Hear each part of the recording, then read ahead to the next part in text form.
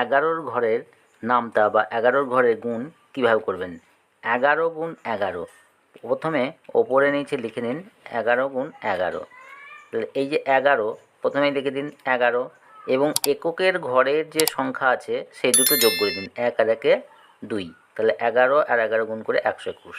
একই রকমভাবে 11 13, নিচে লিখুন 1, এই 13টা আগে লিখে দিন 13। এবার এককের ঘরের সংখ্যা আছে 1 আর 3 যোগ 4।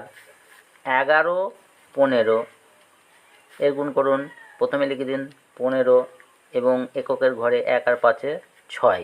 তাহলে 11 15 গুণ করে 165।